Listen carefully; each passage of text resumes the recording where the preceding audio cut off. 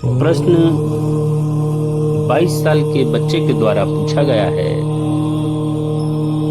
मेरे माता पिता मुझे समझते नहीं हैं।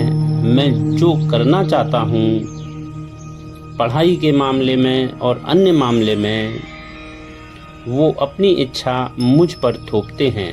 मैं क्या करूँ? बहुत अच्छा सवाल है। बहुत सारे बच्चों की ये समस्या रहती है।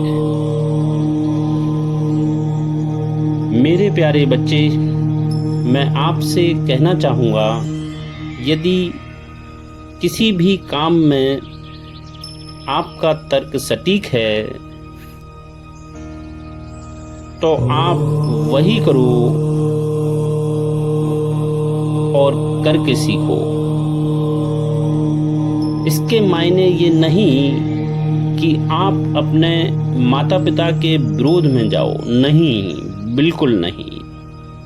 बल्कि छोटे छोटे कामों के माध्यम से अपनी काबिलियत सिद्ध कीजिए। फिर निश्चित रूप से आपके माता पिता आपके फैसले में आपके साथ होंगे। तर्क कहता है कि किसी भी पेरेंट्स और बच्चों के बीच लगभग एक पीढ़ी का अंतर रहता है, जिसके कारण उनके विचार शायद ही मिलेंगे, बहुत ही कम मिलेंगे। इसलिए यह एक सामान्य बात है।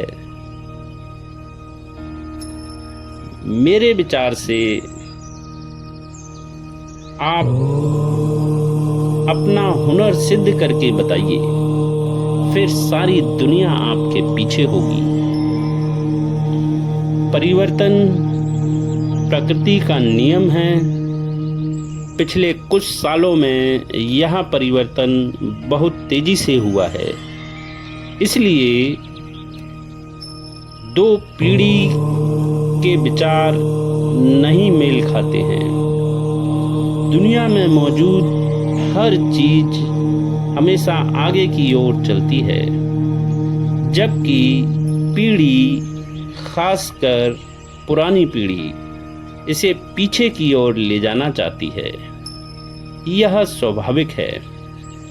इसलिए ज़्यादा तनाव का अनुभव ना करें और अपने विचारों को सटीक करने की कोशिश करें। बहुत से युवा अपने विचारों को सिद्ध कर चुके हैं। यदि इस दुनिया में कुछ भी नया करना है तो विरोध स्वाभाविक है। पुराना अस्तित्व नए अस्तित्व को आने की इजाजत कतई नहीं देता है, लेकिन नया आकर ही रहता है। बस इसी तरह इसी राह पर चलने की कोशिश करें। यदि आप सही हैं तो अपने को सिद्ध करके पुराने विचारों को गलत साबित कीजिए। यहाँ पर पुरानी पीढ़ी को भी चाहिए कि वह नई पीढ़ी के विचारों के साथ कदम ताल मिलाने की कोशिश करे, तो उनका स्वर्ग यहीं पर होगा।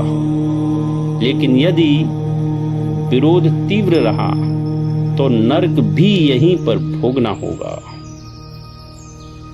किसी भी परिवार में यदि पुरानी पीढ़ी जितनी अच्छी तरह से नई पीढ़ी को समझेगी, वह परिवार उतना ही सुखी होगा।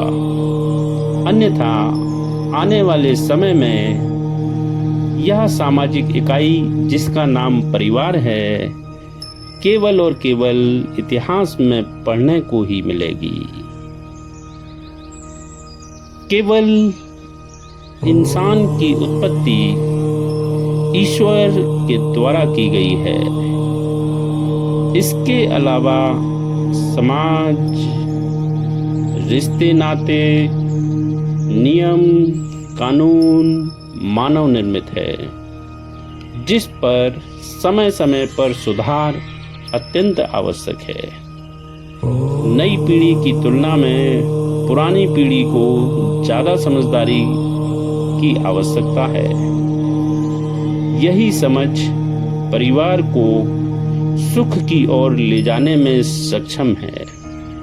इसलिए नई पीढ़ी को करने दो जो उसे करना है और करके सीखने दो। धन्यवाद। यही विचार मौन योग का है।